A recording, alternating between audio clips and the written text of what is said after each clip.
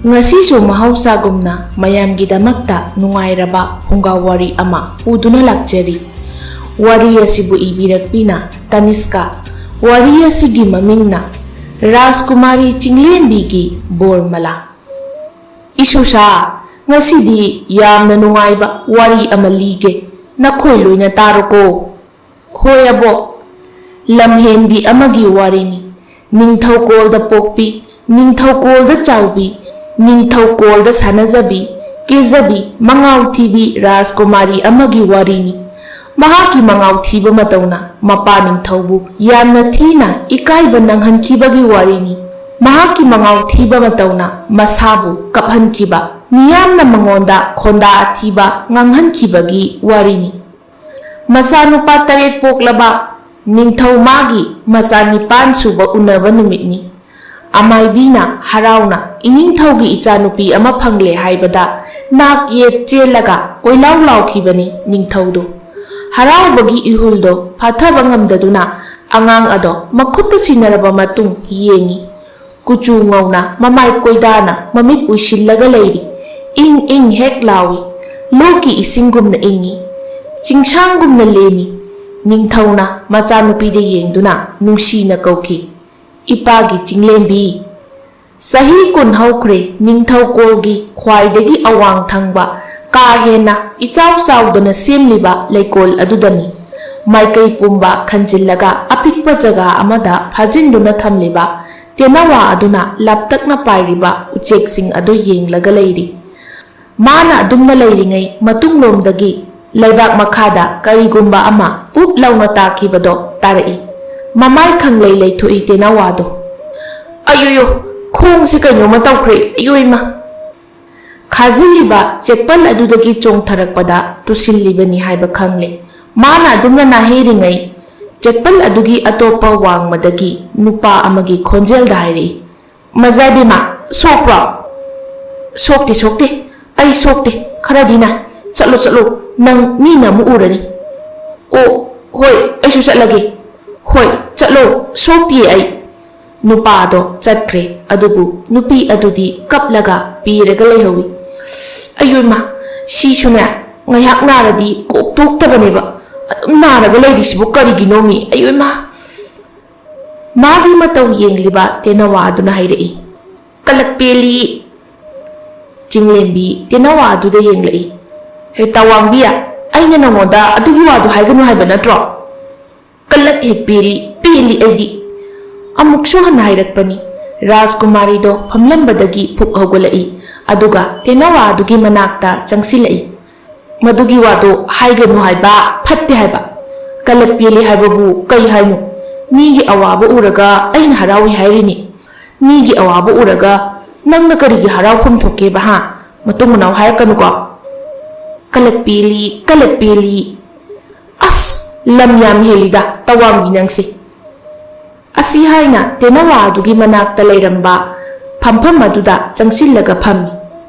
Haidoke kanada haidoktoiba nangdia. Ningthau leima tawang biya aigidi marup oirasu nangni makha taba ama oirasu nangni. Aduna aidi nangse yam nungsi. Aduna aina nangi nanakta adum leirisidi. Nang nathanta leiba nungairu haibagi. Nangi ahawba mayam amasu pijaiduni.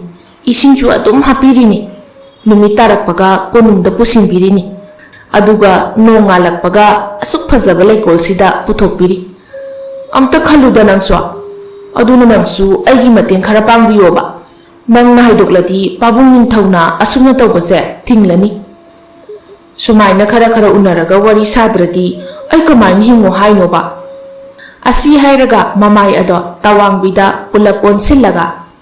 Tawangbiya nangdi mabu amukta phawbu uramkhiroi. Masak khupajamani. Aina maga nungsinaba phangba haise. Aigidina laibak yam phakhrajani.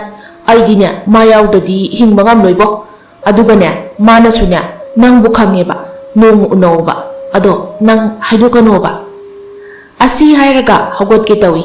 Tawangbigi chananaba tongana thamliba adudagi lawthoklaga tawangbida tharami.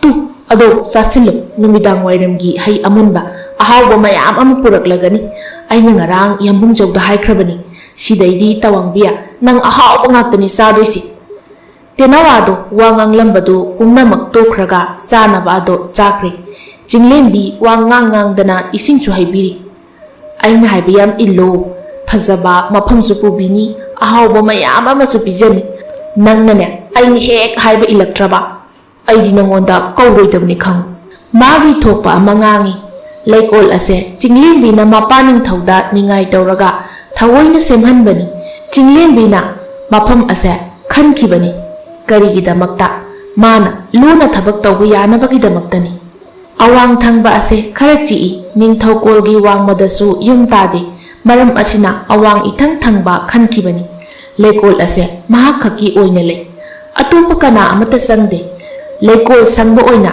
ꯇꯋꯥꯡꯕꯤ ꯑꯁꯦ ꯂꯩꯔꯤꯕꯅꯤ ꯂꯩꯀꯣꯜ ꯁꯦꯟꯅꯕꯤ ꯅꯨꯄꯤ ꯃꯌꯥꯏ ꯆꯟꯕꯤ ꯑꯃ ꯂꯩ ꯃꯍꯥꯛꯁꯨ ꯂꯩꯀꯣꯜ ꯑꯁꯤꯗ ꯆꯪꯅꯤꯡꯂꯦ ꯍꯥꯏꯗꯨꯅ ꯍꯦꯛꯇ ꯆꯪꯕ ꯌꯥꯗꯦ ꯃꯍꯥꯛꯅ ꯂꯩꯀꯣꯜ ꯌꯦꯡꯁꯤꯟꯕꯒꯤ ꯃꯇꯝ ꯂꯩ ꯄꯨꯝꯅꯃꯛ ꯑꯁꯤꯒꯤ ꯈꯨꯗꯣꯡꯆꯥꯕ ꯂꯧꯔꯒ ꯆꯤꯡꯂꯦꯝꯕꯤꯅ ꯃꯥꯒ ꯅꯨꯡꯁꯤꯅꯖꯕ ꯄꯨꯟꯁꯤꯕꯒ ꯋꯥꯔꯤ ꯁꯥꯅꯩ ꯎꯅꯩ ꯃꯍꯥꯛꯀꯤꯗꯤ ꯃꯔꯨꯞ ꯂꯩꯇꯦ ꯄꯥꯎ ꯇꯝꯅꯤꯡꯂꯕꯁꯨ ꯇꯋꯥꯡꯕꯤꯗ ꯇꯝꯃꯤ ꯋꯥꯔꯤ ꯁꯥꯅꯤꯡꯂꯕꯁꯨ ꯇꯋꯥꯡꯕꯤ ꯑꯁꯤꯅꯤ ꯇꯦꯅꯋꯥ ꯑꯁꯤꯒ ꯂꯣꯏꯅꯔꯒ ꯅꯣꯡꯃꯒꯤ ꯃꯇꯝ ꯂꯦꯜꯂꯤ ꯆꯤꯡꯂꯦꯝꯕꯤ ꯑꯃꯗꯤ ꯄꯨꯟꯁꯤꯕ ꯊꯦꯡꯅꯈꯤꯕꯒꯤ ꯋꯥꯔꯤꯁꯨ ꯑꯉꯛꯄꯅꯤ ꯀꯨꯝ ꯑꯃ ꯌꯥꯝꯅ ꯅꯨꯡꯉꯥꯏꯕ ꯀꯨꯝꯍꯩ ꯑꯃ ꯄꯥꯡꯊꯣꯛꯈꯤ ꯆꯤꯡꯂꯦꯝꯕꯤꯁꯨ ꯅꯣꯡꯃ ꯌꯥꯎꯔꯨꯏ ꯃꯄꯥꯕꯨꯡ ꯑꯃꯗꯤ ꯃꯌꯥꯝꯕꯨꯡꯁꯤꯡꯅ ꯄꯨꯕꯤꯗꯨꯅ ꯑꯗꯨꯕꯨ ꯅꯣꯡꯃꯒꯤ ꯅꯨꯃꯤꯠ ꯑꯗꯨꯅ ꯆꯤꯡꯂꯦꯝꯕꯤꯒꯤ ꯀꯨꯝꯍꯩ ꯑꯗꯨꯒꯤ ꯅꯨꯡꯉꯥꯏꯕ ꯐꯪꯕꯒꯤ ꯑꯄꯦꯟꯕ ꯍꯥꯏꯕꯗꯨ ꯑꯣꯏꯗ꯭ꯔꯦ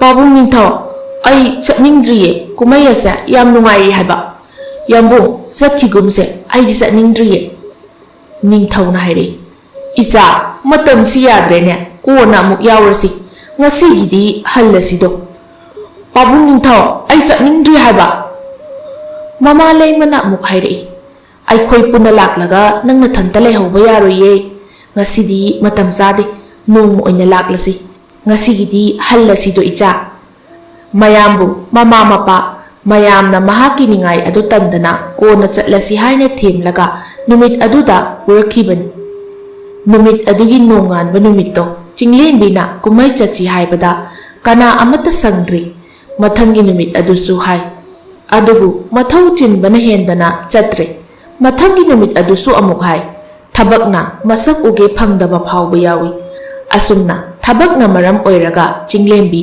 ꯃꯥꯅ ꯆꯠꯅꯤꯡꯂꯤꯕ ꯌꯥꯎꯅꯤꯡꯂꯤꯕ ꯀꯨꯝꯍꯩ ꯑꯗꯣ ꯌꯥꯎꯕ ꯐꯪꯗ꯭ꯔꯤ ꯑꯁꯨꯝꯅ ꯀꯨꯝꯍꯩ ꯑꯗꯨꯒꯤ ꯑꯔꯣꯏꯕ ꯅꯨꯃꯤꯠ ꯌꯧꯁꯤꯜꯂꯛꯂꯤ ꯏꯃꯥ ꯅꯈꯣꯏ ꯃꯌꯥꯝꯒ ꯆꯠꯇ꯭ꯔꯕꯁꯨ ꯑꯩ ꯏꯊꯟꯇ ꯆꯠꯀꯦ ꯍꯌꯦꯡ ꯑꯁꯤꯅ ꯂꯣꯏꯔꯦ ꯀꯨꯝꯍꯩꯒꯤ ꯃꯇꯝꯁꯨ 이베마 나탄다 ꯆꯠꯄꯗꯤ ꯌꯥꯔꯣꯏꯅꯦ ꯅꯪꯕꯣ ꯅꯕꯨꯡꯂꯥ ꯀꯅꯥꯅꯣ ꯑꯃꯒ ꯆꯠꯂꯨꯀꯣ 이붕 ꯇꯔꯦꯠꯃꯛ ꯑꯃꯠꯇ ꯁꯪꯗ꯭ꯔꯦ ꯍꯥꯏꯌꯦ 이빠ꯁꯨ ꯁꯪꯗ꯭ꯔꯤ 이마ꯁꯨ ꯊꯕꯛ ꯆꯤꯜꯂꯤ ꯑꯩ ꯀꯅꯥꯒ ꯆꯠꯇꯣꯏꯅꯣ ꯑꯗꯨꯗꯤ 이ꯍꯦ ꯊꯕꯛꯁꯦ 이팡ꯗ ꯐꯪꯖꯤꯟꯅꯔꯤ ꯑꯣꯏꯔꯝꯅꯤ ꯐꯔꯦ ꯍꯟꯗꯛ ꯆꯍꯤ ꯇꯧꯍꯧꯗ꯭ꯔꯁꯨ ꯃꯊꯪꯗ ꯑꯃꯨꯛ ꯇꯧꯈꯤꯗꯧꯔꯤꯕ ꯑꯁꯤꯗꯤ ꯃꯊꯪꯗ ꯍꯦꯛ ꯄꯦꯟꯅ ꯌꯥꯎꯔꯣ ꯏꯆꯥꯁꯤꯗꯤ ꯃꯊꯪ ꯆꯍꯤ ꯑꯃꯨꯛ ꯉꯥꯏꯗꯣꯏꯔꯥꯕ ꯑꯩ ꯉꯝꯃꯔꯣꯏ ꯏꯃꯥ ꯃꯊꯪ ꯆꯍꯤꯗꯣ ꯌꯧꯗ꯭ꯔꯤꯉꯩ ꯑꯩ ꯁꯤꯈ꯭ꯔꯗꯤ ꯀꯃꯥꯏꯅ ꯇꯧꯕ ꯍꯩꯃꯥ ꯍꯥꯏꯍꯩꯗꯦꯅꯦ ꯅꯪꯕꯣ ꯍꯪ ꯍꯥꯏꯌꯨ ꯍꯪ ꯍꯥꯏꯌꯣ ꯃꯤ hang Chinglembida mamana yenglaga hairei mamana asumna makha tarei lam aso yam heli basibu karigino nangbo thabakse iphang phangjinabagini haidro aina handakti pharak tarani haidana nangidama khallaga kumai chatluba matamda aikhoi mayamgi thabakse somda loina soigadawriba adugine mi nangbo phare asi hairaga Chinglembi paiduna laklei mamana kauduna lehawi kumlamdre magi kada changlai mathanta phamung aduda phamlaga leiri mina nahana nungaina yaujage haibada moini yadraga kona chasi haibire haujikna loikidawre aduga mathang chahida oina chatlukai moigi thabakse kayamuk yamna luba thabakno khangdeba asi hairaga sut tawa haurakle Chilliba thabakto magi ningaina oiba yararoi haiba maha khangi Chinglembi kaplambado phattoi aidi kaido kopteba asuk yamna chatningbasibu makhoi yawdrasu ai ithanda chatlaga loi sima chatlaudradinya ngasi chatlaudradi ai sahi se leifam sukhang khangdaw mandreba asi hairaga phuk hogolai adwaida hangat handa chatli Masidagi mahak wakhal ama lakli, ka adudagi thoklakli. Magi matung inarama mayam aduda masa ado ituk tukthasiniraga hairei. Ngasidine nakhoi loina yumda hankro. Ai isase khara nungaite. Ai ithanta pothahauge. Aigi kadasu kanamada changhallakanuko. Asi hairaga magi kada amuk changlei. Phamlaga leiri. Mahak masa ngamdre pau tabada mama lakani khangi. Mahak hauzik mama lakpa ngairibani. Haibaga tawbaga mamado lai. Chinglenbigi manakta phamlari. Masa paireduna. Ibema nasa ngamde haibadi kari oina ngamdabano ichabo. Kaishum tawdeda. Ai ithanta sum lainingbagi tawbani. Ima ai ngasidi tumina laige. Thongse lonsenge. Kana amta changhallakanuko. Ai ithanta tumina lainingeba ngasidi. Asi hairaga phamung changnaba sem sarami.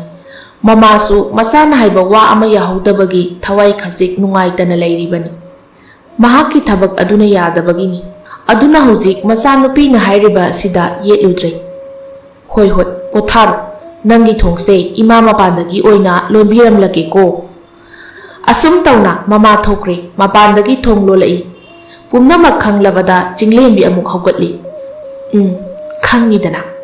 Asi hairaga haugalakli ahanbu oina monda phaijup supsinduna mi tumba mannaba mawongda semi. Masidagi amuk magi leiriba mamal tanglaba pirol sing ado loina samnaraga yamna sangna thauri gumba ama semi. Matungda magi mafi marol yengbada khara chamba thoina leiteng yaudaba icham chamba ama leiribado setli. Icham chamba phi ama puthoktuna mamai mamitto yesili. Mingsel mamang aduda leplaga leiri. Siyuredi kanamatana aibu masakang bangamlaroi.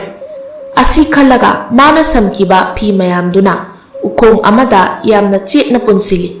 Phi sing ado makhada thadaduna phi aduda samlaga kumtharaptuna mahak makha yauri. Masidagi mina kaya toina sijinadaba konungi maning thangba thonglomda lage. Thongak pakhara leirami makoi sidi manak nakpa migi pakhon yamna chatpani. Haina amuksu pakhon ama laktuna makoi ama chatki ani chatki pumnamak chatki bagi tanja ama lauduna thoklakli. Awang thangba maikei adomda laktuna u amada kakhatlaga chekpallado lanthokre. Mathanta ahanbu oina magi mangau thiba matawdo puraga ningthawkol adudagi chinglenbido lakle kaithelda. Aroiba numiti kumaido saruk yari. Aroiba numit oibagi rakhangde misu aduki matik chili. Marak aduda Rajkumari mathanta chatli. Madi makok ngawba amabu yausilakli. Mi yamna chinba aduda. Adumna lairingai popham amada laisinge tawbada miyoi amana thomjilai. Rajkumari ibema ado makhada ayo haina phamthakre. Miyoi adudi hanna phawba yenglamdana chatkre. Tanza aduda punsiba chensilai. Sopra mi suyamna chili chinglenbido sokadabadagi nupa aduna khanjin khibana pham khibana kahena soktre natrabadi gyanmenga amata tararoidabani. Lao sida pham lao mi yam chilleba. Punsiba phamthai Rajkumari su phamthai miyamdo amana amada yengba sangnade. Rajkumari gi maida yetliba phi ado haidokli. Humanga loiri mi ga yambasida. Adubu punsibadi Rajkumari bu masakhangde. Magi thokpa ama hairi. Kari min kauge nangbo nathanta lakbro angang su male.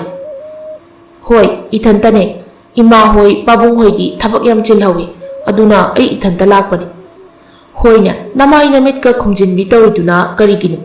Sidaidine satpada yenglaga chatlu gyan men tadabani mi mayam sida. Asi hairaga mahakti haugatlaga chatkre.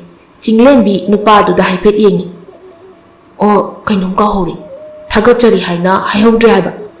Chinglenbi mamai ado phina kupsili aduga mi khwaidagi komba mafam amada laklaga mafam aduda yoliba poching ado apamba khallaga leiri. Khutna saba leiteng hapi piktak tawba polang ama polang adugi manungdana leihau leiren ado sareigi mawong manba amada yauri.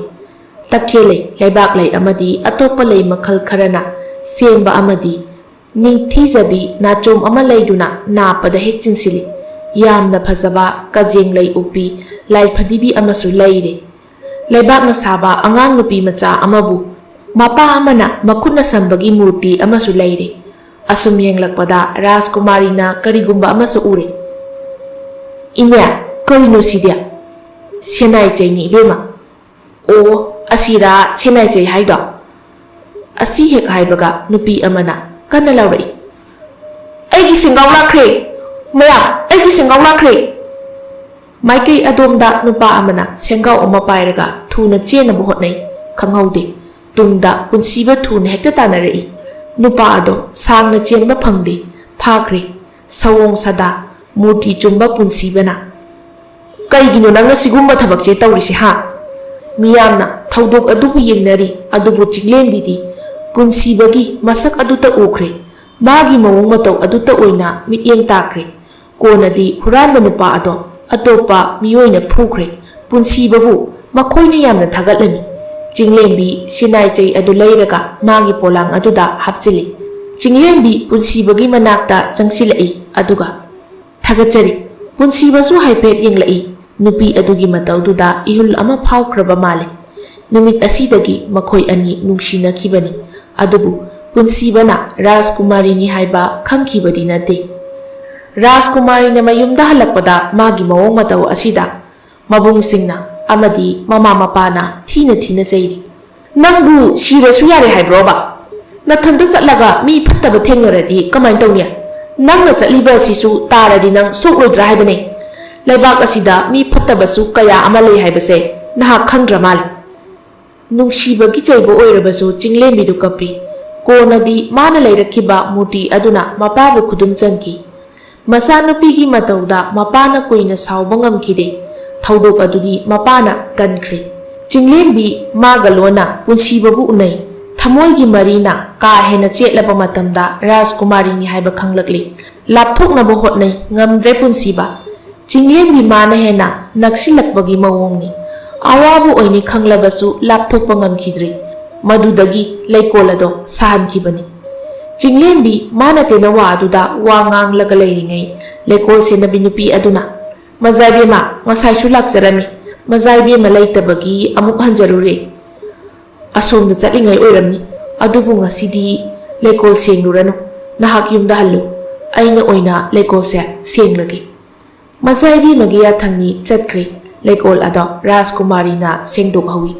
Yamna wakhal nungaina. Matam asidadi harau momon minok tamli adubu masigi matungda karibu tamliba mangaw thibi Rajkumari asigi maraibakta ising chaina Rajkumari aduna hairi.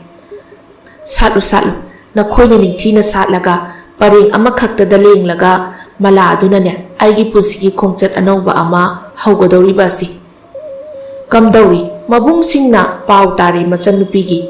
Machanupina asuk yamna minamba thabak ama tawrambada haifam khangdri. Sauningbana loiri. Ningthausu tari leimasu tari. Lairaba macha punsibadadi thak wangpa. Ningthau macha thajaningde. Adubu mapana masabu nungsibana. Masagi nungsibabu kaina haningde. Mamasu adu mangai wa haifam khangdri. Adubu naha oiriba I khengalakliba mabungsing adudi tumina layu haiba yadre. Ichanupina asumna laikraga aikhoina karamna nungaina leiba ngamgani pabung. Asukuina karida soikini haina senarakli Maipugi lerangda sak thongnaba nonglakta lohon phoinaba nate ima. Ningthaudo wangangde mabungna amuksu hanna makha tare. Mahak aikhoina matam kuina thinglaga leiba ngamlo.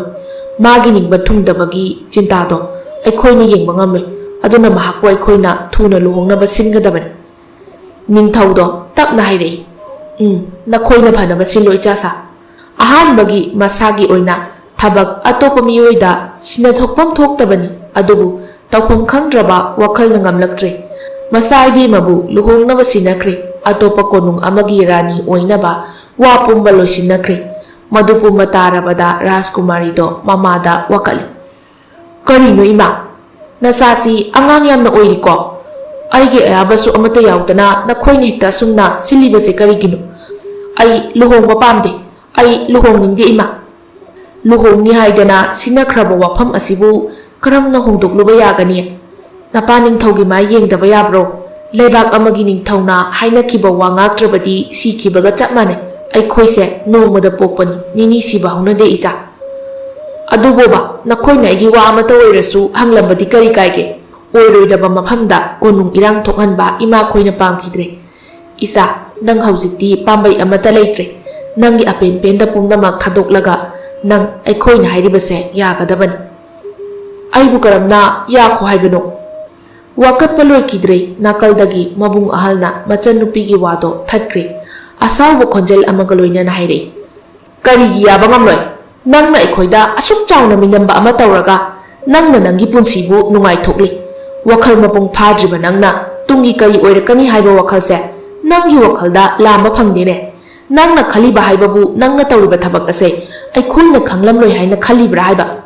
ꯑꯩꯈꯣꯏꯅ ꯅꯪꯕꯨ ꯑꯁꯨꯛ ꯌꯥꯝꯅ ꯆꯦꯛꯁꯤꯟꯅ ꯂꯨꯅ ꯈꯜꯂꯒ ꯅꯪꯅ ꯑꯩꯈꯣꯏꯗ ꯑꯗꯨꯛ ꯆꯥꯎꯅ ꯃꯤꯅꯝꯂꯝꯂꯦ ꯍꯥꯏꯕ ꯈꯪꯂꯛꯄꯗ ꯑꯩꯈꯣꯏꯒꯤ ꯊꯃꯣꯏꯗ ꯀꯔꯤ ꯐꯥꯎꯔꯝꯒꯅꯤ ꯍꯥꯏꯕꯁꯦ ꯅꯍꯥꯛꯅ ꯀꯔꯤꯒꯤ ꯈꯪꯗꯦ? ꯅꯍꯥꯛ ꯅꯁꯥꯅ ꯅꯔꯥ ꯂꯩꯔꯦ ꯈꯪꯖꯗ꯭ꯔꯕ꯭ꯔꯥ? ꯅꯪꯒꯤ ꯏꯃꯥ ꯄꯥꯕꯨꯡꯗ ꯃꯤꯅꯝꯕ ꯊꯕꯛ ꯇꯧꯕꯗ ꯅꯪꯒꯤ ꯊꯃꯣꯏꯅ ꯍꯔꯥꯎꯕ ꯐꯥꯎꯕ꯭ꯔꯣ? ꯄꯨꯝꯅꯃꯛ ꯑꯁꯤꯕꯨ ꯑꯩꯅꯔꯣ? ꯌꯥꯔꯦ, ꯅꯪꯕꯨ ꯂꯨꯅ ꯆꯥꯅ ꯊꯝꯂꯨꯕꯒꯤ ꯃꯍꯩꯅꯤ꯫ ꯐꯔꯦ, ꯑꯩꯕꯨ ꯅꯈꯣꯏꯅ ꯂꯨꯅ ꯆꯥꯅ ꯊꯝꯃꯦ ꯐꯔꯦ, ꯑꯗꯨꯕꯨ ꯑꯩꯒꯤ ꯊꯃꯣꯏꯒꯤ ꯄꯥꯎꯗꯝꯈꯣꯜꯁꯨ ꯇꯥꯈꯣ꯫ ꯅꯈꯣꯏꯅ ꯑꯩꯕꯨ ꯂꯨꯅ ꯆꯥꯅ ꯊꯝꯕꯤ ꯍꯥꯏꯕꯁꯦ ꯉꯁꯤ ꯑꯩꯉꯣꯟꯗ ꯑꯣꯏꯗꯕ ꯊꯕꯛ ꯇꯧꯏ ꯍꯥꯏꯗꯅ ꯉꯥꯡꯂꯤꯕ ꯌꯥꯝꯕꯨꯡꯕꯨ ꯅꯣꯡꯃꯇ ꯑꯩꯒꯤ ꯃꯇꯝ ꯀꯥꯏꯊꯣꯛꯈꯤꯕ꯭ꯔꯥ? ꯏꯆꯜꯒꯤ ꯀꯔꯤ ꯍꯥꯏꯅꯤꯡꯕ ꯂꯩ ꯍꯪꯈꯤꯕ꯭ꯔꯣ? ꯅꯈꯣꯏꯒꯤ ꯊꯕꯛꯅ ꯑꯩꯕꯨ ꯅꯥꯊꯩꯗꯨꯅ ꯊꯝꯈꯤꯕ ꯅꯠꯇ꯭ꯔꯣ? ꯅꯈꯣꯏꯅ ꯑꯩꯕꯨ ꯂꯨꯅ ꯊꯝꯃꯤ, ꯀꯣꯅꯨꯡ ꯑꯁꯤꯗ ꯀꯔꯤꯁꯨ ꯋꯥꯠꯍꯟꯗꯦ, ꯑꯗꯨꯕꯨ ꯑꯩꯒꯤ ꯏꯐꯝꯗ ꯅꯨꯡꯁꯤꯕ ꯋꯥꯠꯂꯤ, ꯅꯨꯡꯁꯤꯕ ꯃꯔꯤ ꯑꯗꯣ ꯋꯥꯠꯂꯤ꯫ ꯑꯩꯅ ꯋꯥꯔꯛꯂꯕ ꯃꯇꯝꯗ ꯑꯩꯒ ꯀꯅꯥꯒ ꯋꯥꯔꯤ ꯁꯥꯒꯅꯤ? ꯑꯩꯒꯤ ꯄꯥꯎꯗꯝ ꯑꯃ ꯇꯝꯅꯤꯡꯂꯛꯄ ꯃꯇꯝꯗ ꯑꯩꯒꯤ ꯄꯥꯎꯗꯝ ꯀꯅꯥꯗ ꯇꯝꯒꯅꯤ? ꯑꯩ ꯈꯪꯐꯝ ꯈꯪꯗꯦ꯫ ꯅꯈꯣꯏꯅ ꯄꯤꯕꯤꯔꯤꯕ ꯑꯇꯣꯞꯄ ꯃꯤꯑꯣꯏꯅ ꯁꯦꯝꯕ ꯑꯍꯥꯎꯕ ꯃꯊꯦꯜꯗꯣ ꯑꯩ ꯄꯥꯝꯗꯦ꯫ ꯑꯩꯅ ꯄꯥꯝꯈꯤꯕꯗꯤ ꯃꯕꯨꯡ ꯑꯃꯅ ꯃꯆꯜꯗ ꯄꯤꯕꯤꯕ ꯅꯨꯡꯁꯤꯕꯗꯨꯅꯤ꯫ ꯃꯕꯨꯡ ꯑꯃꯅ ꯃꯆꯜꯒꯤꯗꯃꯛ ꯀꯗꯥꯏ ꯐꯥꯎꯕ ꯇꯧꯕ ꯉꯝꯃꯤ ꯍꯥꯏꯕꯗꯣ ꯌꯦꯡꯅꯤꯡꯈꯤꯕꯅꯤ꯫ ꯑꯩꯒꯤꯁꯨ ꯏꯕꯨꯡ ꯂꯩ ꯍꯥꯏꯗꯅ ꯃꯤꯌꯥꯝꯃꯥꯡꯗ ꯆꯥꯎꯊꯣꯛꯅ ꯆꯠꯄꯗꯣ ꯄꯥꯝꯕꯅꯤ꯫ ꯋꯥ ꯉꯥꯡꯗꯦ ꯃꯕꯨꯡꯗꯣ꯫ ꯔꯥꯖꯀꯨꯃꯥꯔꯤꯗꯨ ꯃꯈꯥ ꯇꯥꯔꯛꯏ, ꯄꯨꯝꯅꯃꯛ ꯐꯪꯗꯕ, ꯅꯣꯡꯃꯒꯤ ꯃꯤꯀꯨꯞ ꯑꯅꯤ ꯁꯨꯅ ꯋꯥꯔꯤ ꯁꯥꯒꯦ ꯐꯪꯗꯕ ꯅꯈꯣꯏꯗ ꯑꯩꯅ ꯀꯝꯗꯧꯅ ꯂꯣꯏꯅꯒꯅꯤ ꯍꯥꯏꯕ ꯑꯩ ꯁꯦꯡꯅ ꯈꯪꯗ꯭ꯔꯦ꯫ ꯑꯩꯅ ꯇꯧꯔꯤꯕ ꯊꯕꯛ ꯑꯗꯨꯗꯤ ꯅꯈꯣꯏꯅ ꯄꯤꯕꯤꯗꯕ ꯃꯤꯅꯨꯡꯁꯤ ꯑꯗꯣ ꯊꯤꯕꯗ ꯐꯪꯈꯤꯕ ꯅꯨꯡꯁꯤꯕꯅꯤ꯫ ꯍꯧꯖꯤꯛꯇꯤ ꯃꯉꯣꯟꯗꯒꯤ ꯍꯦꯟꯅ ꯅꯨꯡꯁꯤꯕ ꯀꯅꯥ ꯑꯃꯠꯇ ꯂꯩꯇ꯭ꯔꯦ꯫ ꯑꯩ ꯃꯍꯥꯛ ꯅꯠꯇꯕ ꯑꯇꯣꯞꯄ ꯀꯅꯥ ꯑꯃꯠꯇꯗ ꯂꯨꯍꯣꯡꯗꯨꯅ ꯄꯨꯟꯁꯤ ꯈꯣꯡꯂꯣꯏ ꯁꯦꯝꯕ ꯑꯣꯏꯔꯣꯏ, ꯑꯣꯏꯁꯨ ꯑꯣꯏꯊꯣꯛꯂꯣꯏ꯫ ꯄꯨꯝꯅꯃꯛ ꯑꯁꯦ ꯏꯖꯠꯇ ꯍꯤꯡꯂꯤꯕꯅꯤ꯫ ꯅꯪꯒꯤ ꯉꯥꯏꯍꯥꯛꯀꯤ ꯄꯨꯛꯅꯤꯡꯒꯤ ꯑꯄꯥꯝꯕ ꯑꯗꯨꯒꯤꯗꯃꯛ ꯂꯩꯕꯥꯛ ꯑꯁꯤꯒꯤ ꯃꯥꯏ ꯆꯣꯞꯀꯅꯤ ꯍꯥꯏꯕꯁꯦ ꯅꯍꯥꯛ ꯀꯥꯎꯒꯅꯨ꯫ ꯅꯍꯥꯛꯀꯤ ꯂꯨꯍꯣꯡꯕ ꯑꯁꯦ ꯇꯣꯛꯄ ꯁꯨꯡꯌꯥ ꯌꯥꯔꯣꯏ꯫ ꯑꯁꯤ ꯍꯥꯏꯔꯝꯂꯒ ꯊꯣꯛꯈ꯭ꯔꯤ꯫ ꯔꯥꯖꯀꯨꯃꯥꯔꯤ ꯌꯥꯝꯅ ꯂꯨꯕ ꯐꯤꯚꯝ ꯑꯃꯗ ꯂꯩꯈ꯭ꯔꯦ꯫ ꯀꯥꯗꯒꯤ ꯃꯄꯥꯜ ꯊꯣꯛꯄ ꯌꯥꯈꯤꯗ꯭ꯔꯦ꯫ ꯄꯥꯎꯗꯣ ꯄꯨꯟꯁꯤꯕꯁꯨ ꯇꯥꯔꯤ꯫ ꯀꯔꯤ ꯇꯧꯁꯤꯒꯦ ꯍꯥꯏꯅ ꯈꯜꯂꯤ ꯋꯥꯈꯜꯗ, ꯇꯧꯐꯝꯗꯤ ꯈꯪꯗꯦ꯫ ꯔꯥꯖꯀꯨꯃꯥꯔꯤꯗꯣ ꯅꯨꯡꯇꯤ ꯅꯨꯃꯤꯠ ꯈꯨꯗꯤꯡꯒꯤ ꯀꯞꯇꯨꯅ ꯂꯦꯜꯂꯤ꯫ ꯆꯥꯒꯅꯤ ꯊꯛꯀꯅꯤ ꯍꯥꯏꯕ ꯀꯥꯎꯈ꯭ꯔꯦ꯫ ꯊꯃꯣꯏ ꯁꯦꯡꯅ ꯅꯨꯡꯁꯤꯈꯤꯕ ꯃꯍꯥꯛ ꯑꯗꯨꯁꯨ ꯃꯥꯡꯍꯟꯅꯤꯡꯗꯦ꯫ ꯃꯄꯥꯕꯨꯡꯒꯤ ꯏꯖꯠꯁꯨ ꯃꯍꯥꯛ ꯀꯟꯅꯤꯡꯏ꯫ ꯀꯔꯤꯅꯣ ꯃꯍꯥꯛꯅ ꯇꯧꯒꯗꯕ?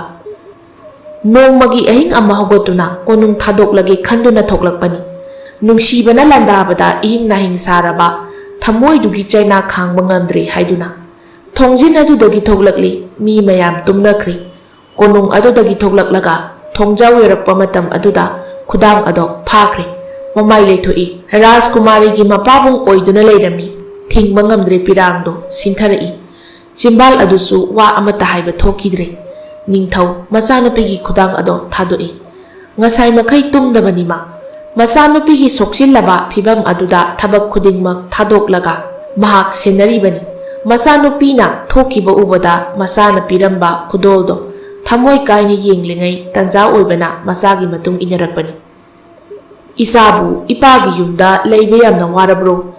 ꯏꯄꯥꯕꯨ ꯊꯥꯗꯣꯛꯇꯨꯅ ꯆꯠꯂꯒꯦ ꯍꯥꯏꯅ ꯈꯜꯂꯕ꯭ꯔꯥ? ꯑꯗꯨꯛ ꯀꯟꯕ ꯐꯤꯔꯦꯞ ꯑꯃ ꯅꯍꯥꯛꯅ ꯂꯧꯔꯤ꯫ ꯏꯆꯥꯅ ꯑꯗꯨꯝꯅ ꯐꯤꯔꯦꯞ ꯂꯧꯔꯕꯁꯨ ꯏꯆꯥ ꯂꯩꯇꯕ ꯀꯣꯅꯨꯡ ꯑꯁꯤꯗꯗꯤ ꯏꯄꯥꯗꯤ ꯂꯩꯕ ꯉꯝꯂꯣꯏ꯫ ꯏꯆꯥꯅ ꯆꯠꯇ꯭ꯔꯤꯉꯩ ꯏꯄꯥꯗ ꯊꯧꯅꯥ ꯑꯃꯈꯛ ꯄꯤꯔꯝꯃꯨ꯫ ꯄꯥꯏꯔꯛꯂꯤꯕ ꯂꯩꯕꯥꯛꯅ ꯁꯥꯕ ꯃꯄꯥ ꯃꯆꯥ ꯃꯈꯨꯠ ꯁꯝꯅꯕ ꯃꯆꯥꯅꯨꯄꯤꯅ ꯈꯨꯗꯣꯜ ꯇꯝꯈꯤꯕ ꯃꯨꯔꯇꯤ ꯑꯗꯣ ꯃꯆꯥꯅꯨꯄꯤꯒꯤ ꯃꯈꯨꯠꯇ ꯁꯤꯟꯅꯩ꯫ ꯑꯗꯨꯒ ꯑꯃꯨꯛꯁꯨ ꯍꯥꯏꯔꯛꯏ ꯐꯨꯡꯒꯠꯂꯕ ꯈꯣꯟꯖꯦꯜ ꯑꯃꯗ, ꯈꯨꯗꯣꯜꯁꯦ ꯑꯁꯤꯃꯇꯪ ꯏꯆꯥꯅ ꯃꯆꯦꯠ ꯇꯥꯅ ꯊꯨꯒꯥꯏꯔꯝꯃꯨ꯫ ꯃꯗꯨꯅ ꯏꯆꯥꯅ ꯑꯩꯕꯨ ꯊꯃꯣꯏ ꯁꯣꯛꯅ ꯋꯥꯔꯧꯈ꯭ꯔꯦ ꯈꯟꯗꯨꯅ ꯅꯪꯒꯤ ꯅꯐꯝꯗ ꯑꯃꯨꯛ ꯍꯟꯅ ꯌꯦꯠꯇꯅꯕꯒꯤ ꯊꯧꯅꯥꯗꯣ ꯏꯄꯥ ꯑꯣꯏꯍꯧꯒꯦ꯫ ꯅꯠꯇ꯭ꯔꯕꯗꯤ ꯏꯆꯥꯅ ꯂꯩꯇꯕ ꯀꯣꯅꯨꯡ ꯑꯁꯤꯗ ꯏꯄꯥ ꯂꯩꯕ ꯉꯝꯃꯤ꯫ ꯔꯥꯖꯀꯨꯃꯥꯔꯤꯗꯣ ꯋꯥꯗꯤ ꯑꯃꯠꯇ ꯉꯥꯡꯗ꯭ꯔꯦ꯫ ꯂꯩꯃꯥꯏ ꯊꯛꯇ ꯐꯝꯊꯔꯒ ꯍꯤꯛ ꯍꯤꯛ ꯀꯞꯂꯛꯂꯤ꯫ ꯊꯃꯣꯏ ꯄꯨꯕ ꯉꯝꯗ꯭ꯔꯦ ꯃꯍꯥꯛꯀꯤ ꯃꯈꯣꯡ ꯊꯥꯡꯗꯣꯛꯄꯁꯨ ꯉꯝꯗ꯭ꯔꯦ ꯅꯤꯡꯊꯧꯗꯣ ꯃꯁꯥꯒꯤ ꯃꯅꯥꯛꯇ ꯐꯝꯊꯔꯛꯏ ꯏꯆꯥꯗꯤ ꯄꯥꯕꯨꯡꯒꯤ ꯄꯨꯟꯁꯤꯗ ꯃꯉꯥꯜꯒꯨꯝꯕꯅꯤ ꯃꯉꯥꯜ ꯌꯥꯎꯗ꯭ꯔꯕꯗꯤ ꯀꯔꯝꯅ ꯇꯧꯒꯅꯤ ꯏꯕꯦꯝꯃ ꯏꯄꯥꯒꯤ ꯏꯕꯦꯝꯃ ꯃꯃꯥꯡ ꯊꯛꯇ ꯏꯄꯥꯅ ꯁꯣꯏꯈꯤꯕ ꯈꯨꯗꯤꯡ ꯅꯍꯥꯛꯅ ꯑꯃꯨꯛꯇ ꯉꯥꯛꯄꯤꯌꯨ ꯅꯍꯥꯛ ꯏꯄꯥꯕꯨ ꯊꯥꯗꯣꯛꯇꯨꯅ ꯆꯠꯈꯤꯒꯅꯨ ꯋꯥꯍꯩ ꯑꯃꯠꯇ ꯍꯥꯏꯈꯤꯗ꯭ꯔꯦ ꯆꯤꯡꯂꯦꯝꯕꯤ ꯂꯨꯍꯣꯡꯕꯒꯤ ꯃꯔꯝꯗ ꯋꯥ ꯑꯃꯠꯇ ꯍꯥꯏꯈꯤꯗ꯭ꯔꯦ ꯑꯗꯨꯕꯨ ꯇꯣꯛꯄ ꯌꯥꯗꯕ ꯂꯨꯍꯣꯡꯕꯅꯤ ꯁꯤꯜꯂꯤ ꯂꯥꯡꯂꯤ ꯅꯣꯡꯃ ꯊꯕꯛ ꯁꯨꯕꯤ ꯑꯃꯅ ꯄꯨꯟꯁꯤꯕꯒꯤ ꯆꯤꯊꯤ ꯑꯃ ꯄꯤꯔꯛꯈꯤ ꯂꯥꯏꯔ ꯃꯆꯥ ꯑꯣꯏꯔꯨꯕꯅ ꯅꯤꯡꯊꯧꯒꯤ ꯃꯥꯡꯗ ꯂꯦꯞꯄꯒꯤ ꯄꯥꯡꯒꯜ ꯂꯩꯇ꯭ꯔꯦ ꯑꯗꯨꯕꯨ ꯅꯍꯥꯛꯅ ꯌꯥꯕꯤꯔꯕꯗꯤ ꯃꯥꯂꯦꯝ ꯄꯨꯝꯕ ꯑꯩꯅ ꯊꯦꯡꯅꯖꯒꯦ ꯅꯍꯥꯛꯅ ꯑꯩꯒꯤꯗꯃꯛ ꯂꯦꯞꯀꯅꯤ ꯍꯥꯏꯔꯕꯗꯤ ꯄꯨꯝꯅꯃꯛ ꯃꯥꯌꯣꯛꯅꯕ ꯑꯩ ꯉꯝꯒꯅꯤ ꯄꯥꯎꯈꯨꯝ ꯄꯤꯈꯤꯗꯦ ꯃꯍꯥꯛ ꯂꯨꯍꯣꯡꯕꯒꯤ ꯃꯇꯝ ꯑꯁꯨꯝ ꯅꯛꯁꯤꯜꯂꯛꯂꯤ ꯂꯨꯍꯣꯡꯕꯒꯤ ꯃꯇꯝ ꯅꯛꯁꯤꯜꯂꯛꯂꯕ ꯃꯇꯝ ꯑꯗꯨꯗ ꯅꯣꯡꯃ ꯔꯥꯖꯀꯨꯃꯥꯔꯤꯒꯤ ꯀꯥꯗ ꯃꯅꯥꯏ ꯑꯃ ꯆꯪꯂꯛꯇꯨꯅ ꯍꯥꯏꯔꯔꯦ ꯃꯆꯥꯏꯕꯦꯝꯃ ꯂꯩꯃ ꯅꯤꯡꯊꯧ ꯑꯃꯗꯤ ꯃꯆꯥꯏꯕꯨꯡꯉꯣꯁꯤꯡꯅ ꯃꯆꯥꯏꯕꯦꯝꯃꯕꯨ ꯄꯨꯔꯛꯂꯣ ꯍꯥꯏꯔꯤ ꯑꯔꯨꯕ ꯋꯥꯐꯝꯒꯤꯅꯤ ꯆꯠꯅꯤꯡꯗꯦ ꯇꯥꯛꯄꯤꯒꯅꯨ ꯍꯥꯏꯅꯁꯨ ꯁꯤꯟꯅꯔꯛꯂꯤ ꯋꯥ ꯉꯥꯡꯗꯦ ꯉꯁꯤꯁꯨ ꯍꯥꯏꯔꯤꯕ ꯋꯥꯐꯝ ꯑꯗꯣ ꯃꯍꯥꯛꯁꯨ ꯌꯥꯗꯨꯅ ꯃꯅꯥꯏ ꯑꯗꯨꯒ ꯂꯣꯏꯅꯅ ꯂꯥꯛꯂꯤ ꯔꯥꯖꯀꯨꯃꯥꯔꯤ ꯆꯤꯡꯂꯦꯝꯕꯤ ꯑꯗꯣ ꯃꯄꯥ ꯃꯃꯥ ꯑꯃꯗꯤ ꯃꯕꯨꯡꯁꯤꯡꯅ ꯇꯤꯜꯂꯤꯕ ꯃꯐꯝ ꯑꯗꯨꯗ ꯂꯥꯛꯂꯤ ꯇꯞꯅ ꯊꯥꯡꯗꯨꯅ ꯂꯥꯛꯄ ꯈꯣꯡꯊꯥꯡꯗꯣ ꯂꯩꯈ꯭ꯔꯦ ꯁꯛꯐꯝ ꯑꯃ ꯎꯕꯗ ꯃꯥꯡꯗ ꯂꯦꯞꯂꯤꯕ ꯁꯛꯐꯝ ꯑꯗꯣ ꯎꯕꯗꯅꯤ ꯀꯨꯏꯈ꯭ꯔꯦ ꯃꯇꯝ ꯌꯥꯝꯅ ꯁꯥꯡꯈ꯭ꯔꯦ ꯎꯈꯤꯗꯕ ꯃꯥꯏꯊꯣꯡ ꯑꯁꯤ ꯃꯇꯝ ꯌꯥꯝꯅ ꯁꯥꯡꯅ ꯍꯦꯟꯈꯤꯕꯒꯤꯔ ꯁꯛꯐꯝ ꯑꯗꯣ ꯈꯖꯤꯛ ꯍꯣꯡꯂꯤ ꯀꯨꯆꯨ ꯂꯥꯡꯁꯤꯜꯂꯤ ꯃꯥꯏꯊꯣꯡ ꯄꯤꯛꯇꯛ ꯇꯥꯔꯤ ꯋꯥ ꯉꯥꯡꯗꯦ ꯌꯦꯡꯈꯤꯕ ꯃꯤꯠꯐꯝ ꯑꯗꯨꯁꯨ ꯍꯣꯡꯗꯦ ꯅꯨꯄꯥ ꯑꯗꯨꯗꯤ ꯃꯀꯣꯛ ꯈꯖꯤꯛ ꯅꯣꯡꯈꯠꯇꯨꯅ ꯂꯩ ꯋꯥ ꯑꯃꯠꯇ ꯍꯥꯏꯔꯛꯇꯦ ꯃꯍꯥꯛꯀꯤ ꯋꯥꯈꯜꯗ ꯈꯜꯂꯤ ꯑꯩꯅ ꯅꯪꯕꯨ ꯅꯨꯡꯁꯤꯖꯔꯕꯁꯨ ꯅꯪꯅ ꯑꯩꯒꯤꯗꯃꯛ ꯂꯦꯞꯄꯤꯕ ꯉꯝꯂꯣꯏꯗꯕ ꯃꯔꯝꯅ ꯑꯩꯅ ꯄꯥꯡꯒꯜ ꯊꯣꯛꯄ ꯉꯝꯗ꯭ꯔꯦ ꯋꯥꯈꯜ ꯑꯁꯤꯒ ꯂꯣꯏꯅꯅ ꯂꯦꯞꯂꯤ ꯇꯥꯟꯖꯥꯗꯨꯗ ꯃꯕꯨꯡꯒꯤ ꯈꯣꯟꯖꯦꯜꯗ ꯍꯥꯏꯔꯛꯄꯗꯣ ꯇꯥꯔꯛꯏ ꯏꯆꯟꯅꯨꯄꯤ ꯑꯁꯦ ꯂꯨꯍꯣꯡꯒꯗꯕ ꯀꯨꯏꯗ꯭ꯔꯦ ꯃꯍꯥꯛꯀꯤ ꯂꯨꯍꯣꯡꯕꯒꯤꯗꯃꯛꯅꯤ ꯀꯣꯅꯨꯡ ꯑꯁꯤꯅ ꯀꯦꯔꯤꯕꯁꯤ ꯅꯍꯥꯛꯅ ꯈꯪꯂꯝꯕꯁꯨ ꯌꯥꯏ ꯈꯪꯂꯝꯗꯕꯁꯨ ꯌꯥꯏ ꯑꯩꯒꯤ ꯏꯆꯟꯅꯨꯄꯤ ꯑꯁꯤꯅ ꯂꯨꯍꯣꯡꯒꯗꯧꯔꯤꯕ ꯑꯗꯣ ꯑꯆꯧꯕ ꯌꯥꯝꯅ ꯈꯨꯀꯟ ꯄꯥꯡꯒꯟꯕ ꯂꯩꯕꯥꯛ ꯑꯃꯒꯤ ꯅꯤꯡꯊꯧꯗꯅꯤ ꯃꯁꯥꯃꯛ ꯃꯍꯥꯔꯥꯅꯤ ꯑꯣꯏꯅ ꯃꯗꯣ ꯂꯩꯕꯥꯛ ꯑꯗꯨꯗ ꯍꯥꯏꯅ ꯍꯨꯝꯅ ꯄꯥꯜꯂꯨꯒꯗꯧꯔꯤꯕꯅꯤ ꯂꯨꯍꯣꯡꯕ ꯑꯁꯦ ꯌꯥꯝꯅ ꯆꯥꯎꯅ ꯁꯤꯟꯒꯅꯤ ꯅꯍꯥꯛ ꯂꯨꯍꯣꯡꯕ ꯑꯁꯦ ꯂꯥꯛꯇꯕ ꯇꯧꯒꯅꯨ ꯅꯍꯥꯛꯄꯨ ꯃꯔꯨ ꯑꯣꯏꯅ ꯂꯥꯛꯍꯟꯅꯤꯡꯕꯒꯤ ꯅꯪꯕꯨ ꯊꯑꯣꯏꯅ ꯀꯣꯅꯨꯡ ꯑꯁꯤꯗ ꯀꯧꯕꯅꯤ ꯅꯍꯥꯛ ꯇꯥꯔꯕ ꯅꯠꯇ꯭ꯔꯥ ꯃꯁꯦ ꯑꯩꯒꯤ ꯌꯥꯊꯪꯅꯤ ꯅꯍꯥꯛ ꯂꯨꯍꯣꯡꯕ ꯑꯁꯦ ꯁꯨꯡꯁꯣꯏ ꯁꯣꯏꯗꯅ ꯂꯥꯛꯀꯗꯕꯅꯤ ꯐꯒꯅꯤ ꯃꯆꯥꯏꯕꯨꯡꯉꯣ ꯃꯆꯥꯏꯕꯨꯡꯉꯣꯒꯤ ꯌꯥꯊꯪ ꯀꯣꯛꯊꯛꯇ ꯍꯥꯞꯆꯔꯤ ꯌꯥꯊꯪ ꯀꯥꯏꯍꯟꯖꯔꯣꯏ ꯐꯔꯦ ꯍꯧꯖꯤꯛꯇꯤ ꯅꯍꯥꯛ ꯆꯠꯄ ꯌꯥꯔꯒꯅꯤ ꯃꯀꯣꯛ ꯈꯖꯤꯛ ꯅꯣꯜꯂꯝꯗꯨꯅ ꯆꯠꯈ꯭ꯔꯦ ꯆꯠꯄꯒꯤ ꯃꯃꯥꯏ ꯂꯩꯊꯣꯛꯄꯗ ꯌꯦꯡꯂꯝꯃꯤ ꯃꯤꯀꯨꯞ ꯑꯅꯤ ꯐꯥꯗꯕ ꯃꯤꯠꯌꯦꯡ ꯑꯃ ꯍꯥꯟꯅ ꯌꯦꯡꯗꯨꯅ ꯂꯩꯕ ꯔꯥꯖꯀꯨꯃꯥꯔꯤꯒ ꯃꯤꯆꯥꯟꯅꯈꯤ ꯀꯔꯤꯁꯨ ꯍꯥꯏꯔꯝꯗ꯭ꯔꯦ ꯊꯃꯣꯏ ꯑꯅꯤꯒꯤ ꯑꯋꯥꯕ ꯐꯣꯡꯗꯣꯛꯅꯅꯕ ꯃꯤꯀꯨꯞ ꯑꯅꯤ ꯐꯥꯗꯕ ꯃꯤꯆꯥꯟꯅꯕꯒꯤ ꯊꯧꯗꯣꯛ ꯑꯗꯨ ꯑꯁꯨꯝꯅ ꯍꯧꯈ꯭ꯔꯦ ꯅꯨꯡꯁꯨꯛ ꯅꯨꯡꯖꯥꯅꯕ ꯃꯔꯛꯇ ꯂꯨꯍꯣꯡꯕ ꯃꯇꯝ ꯌꯧꯁꯤꯜꯂꯛꯂꯦ ꯂꯨꯍꯣꯡꯕꯒꯤ ꯅꯨꯃꯤꯠꯅꯤ ꯔꯥꯖꯀꯨꯃꯥꯔꯤ ꯑꯗꯣ ꯋꯥ ꯃꯆꯦꯠ ꯑꯃꯠꯇ ꯉꯥꯡꯗꯦ ꯌꯦꯡꯈꯤꯕ ꯃꯤꯠꯌꯦꯡ ꯑꯃꯠꯇꯒꯤꯁꯨ ꯍꯣꯡꯕ ꯇꯧꯗꯦ ꯂꯨꯍꯣꯡꯕꯒꯤ ꯃꯤꯌꯥꯝ ꯇꯤꯜꯂꯤ ꯃꯄꯥ ꯃꯃꯥ ꯃꯕꯨꯡꯁꯤꯡ ꯃꯃꯤꯠꯇꯒꯤ ꯃꯄꯤꯛ ꯇꯥꯈꯤꯕ ꯈꯪꯍꯧꯗꯦ ꯔꯥꯖꯀꯨꯃꯥꯔꯤꯁꯨ ꯀꯞꯄꯤ ꯑꯗꯨꯕు ꯃꯍꯥꯛ ꯋꯥ ꯃꯆꯦꯠ ꯑꯃꯠꯇ ꯉꯥꯡꯈꯤꯗ꯭ꯔꯦ ꯃꯤꯠꯌꯦꯡ ꯑꯗꯨꯁꯨ ꯃꯈꯣꯏꯗ ꯊꯝꯈꯤꯗ꯭ꯔꯦ ꯋꯥꯔꯤ ꯇꯥꯔꯝꯕ ꯑꯉꯥꯡꯁꯤꯡꯒꯤ ꯃꯔꯛꯇꯒꯤ ꯑꯃꯅ ꯍꯥꯏꯔꯛꯏ ꯑꯕꯣ ꯑꯗꯨꯗꯤ ꯔꯥꯖꯀꯨꯃꯥꯔꯤ ꯑꯗꯣ ꯑꯇꯣꯞꯄ ꯂꯩꯕꯥꯛꯀꯤ ꯅꯤꯡꯊꯧ ꯑꯗꯨꯗ ꯑꯗꯨꯃꯛ ꯂꯨꯍꯣꯡꯈꯤꯗꯣꯏꯔꯣ ꯃꯕꯨꯛ ꯑꯗꯨꯅ ꯈꯨꯝꯃꯤ ꯉꯥꯏꯈꯣꯅꯦ ꯅꯣꯏꯕꯣ ꯋꯥꯔꯤꯁꯦ ꯑꯃꯨꯛꯇ ꯂꯤꯈꯤꯒꯦ ꯋꯥꯔꯤ ꯍꯥꯟꯅ ꯇꯥꯈꯣꯅꯤ ꯅꯣꯏꯕꯣ ꯍꯣꯏ ꯑꯕꯣ ꯑꯁꯨꯝ ꯇꯧꯅ ꯋꯥꯔꯤ ꯃꯈꯥ ꯑꯃꯨꯛ ꯇꯥꯔꯛꯏ ꯂꯨꯍꯣꯡꯕꯒꯤ ꯃꯌꯥꯏꯗꯅꯤ ꯄꯨꯟꯁꯤꯕꯁꯨ ꯂꯨꯍꯣꯡꯕ ꯂꯥꯛꯏ ꯔꯥꯖꯀꯨꯃꯥꯔꯤꯒꯤ ꯑꯀꯤ ꯑꯃꯧꯅ ꯊꯜꯂꯕ ꯃꯃꯤꯠ ꯊꯛꯂꯕ ꯂꯨꯍꯣꯡꯕ ꯑꯗꯣ ꯃꯍꯥꯛꯁꯨ ꯃꯃꯤꯠ ꯄꯦꯟꯅ ꯌꯦꯡꯂꯤ ꯑꯇꯣꯞꯄ ꯅꯨꯄꯥ ꯈꯔ ꯆꯪꯁꯤꯜꯂꯛꯏ ꯀꯣꯅꯨꯡꯒꯤ ꯃꯤꯅꯤ ꯄꯨꯟꯁꯤꯕꯕꯨ ꯂꯥꯞꯅ ꯂꯩꯔꯤꯕ ꯑꯗꯣ ꯀꯔꯤꯒꯤꯅꯣ ꯃꯅꯥꯛ ꯆꯪꯁꯤꯜꯂꯒ ꯌꯦꯡꯉꯨ ꯂꯥꯎ ꯍꯥꯏꯗꯨꯅ ꯀꯧꯁꯤꯜꯂꯤ ꯌꯥꯔꯅꯤ ꯑꯩ ꯁꯤꯗ ꯑꯗꯨꯝ ꯂꯩꯔꯒꯦ ꯂꯥꯛꯑꯣꯅꯦ ꯑꯁ꯭ꯋꯥꯏꯗ ꯌꯦꯡꯂꯨ ꯂꯥꯎꯅꯦ ꯃꯈꯣꯏꯅ ꯅꯝꯗꯨꯅ ꯄꯨꯁꯤꯜꯂꯛꯏ ꯀꯨꯟꯗꯣ ꯍꯨꯛꯄ ꯇꯟꯖꯥ ꯌꯧꯔꯛꯂꯤ ꯌꯦꯡꯕ ꯉꯝꯗ꯭ꯔꯦ ꯄꯨꯟꯁꯤꯕ ꯆꯤꯡꯂꯦꯝꯕꯤ ꯃꯈꯨꯠꯅ ꯄꯥꯏꯔꯤꯕ ꯀꯨꯟꯗꯣ ꯑꯗꯨꯗ ꯃꯨꯟꯅ ꯌꯦꯡꯉꯤ ꯉꯁꯥꯏ ꯂꯦꯡꯕ ꯃꯇꯝꯗ ꯋꯥꯈꯜ ꯅꯨꯡꯉꯥꯏꯕ ꯈꯟꯗꯨꯅ ꯂꯦꯡꯉꯨ ꯍꯥꯏꯈꯤꯕꯅꯤ ꯀꯔꯤ ꯋꯥꯈꯜ ꯅꯨꯡꯉꯥꯏꯕ ꯈꯟꯈꯤꯕ꯭ꯔꯥ ꯈꯪꯗ꯭ꯔꯦ ꯃꯤꯠꯌꯦꯡ ꯑꯗꯣ ꯈꯖꯤꯛꯇꯪ ꯅꯥꯊꯩꯕ ꯃꯇꯝꯗ ꯃꯃꯥꯏ ꯍꯥꯏꯒꯠꯄ ꯉꯝꯗꯅ ꯂꯦꯞꯂꯤꯕ ꯄꯨꯟꯁꯤꯕ ꯑꯗꯨꯕꯨ ꯎꯔꯨꯔꯦ ꯇꯥꯟꯖꯥꯗꯨꯗ ꯃꯃꯤꯠꯇꯒꯤ ꯃꯄꯤ ꯇꯥꯔꯛꯏ ꯃꯆꯥꯏꯕꯦꯝꯃ ꯍꯨꯛꯆꯤꯟꯕꯤꯔꯣ ꯅꯥꯀꯣꯡꯗ ꯍꯥꯏꯔꯛꯂꯤꯕ ꯋꯥꯗꯣ ꯃꯍꯥꯛꯅ ꯇꯥꯈꯤꯗ꯭ꯔꯦ ꯀꯨꯟꯗꯣ ꯑꯗꯣ ꯐꯝꯂꯤꯕ ꯕꯣꯔ ꯑꯗꯨꯗ ꯍꯨꯛꯇꯕꯤ ꯈꯣꯡꯊꯥꯡ ꯌꯥꯡꯅ ꯂꯥꯛꯇꯨꯅ ꯂꯨꯞꯊꯗꯨꯅ ꯂꯩꯔꯤꯕ ꯄꯨꯟꯁꯤꯕꯒꯤ ꯉꯛꯁꯝꯗ ꯍꯨꯛꯈ꯭ꯔꯦ ꯍꯨꯛꯈ꯭ꯔꯦ ꯕꯣꯔ ꯃꯂꯥꯗꯣ ꯅꯨꯄꯥꯗꯨꯒꯤ ꯉꯛꯁꯝꯗ꯫ ꯃꯤꯀꯨꯞ ꯑꯗꯨꯗ ꯊꯣꯛꯈꯤꯕ ꯏꯔꯥꯡ ꯂꯥꯡꯈꯤꯕ ꯅꯤꯡꯈꯤꯕ ꯑꯉꯛꯄꯅꯤ꯫ ꯐꯅ ꯀꯨꯏꯅ ꯂꯥꯡꯏ ꯑꯇꯣꯞꯄ ꯂꯩꯕꯥꯛꯀꯤ ꯅꯤꯡꯊꯧꯗꯣ ꯌꯥꯝꯅ ꯁꯥꯎꯏ꯫ ꯃꯌꯥꯝ ꯆꯪꯗꯨꯅ ꯄꯨꯟꯁꯤꯕꯕꯨ ꯐꯨꯏ, ꯈꯔ ꯑꯃꯅ ꯈꯥꯝꯃꯤ꯫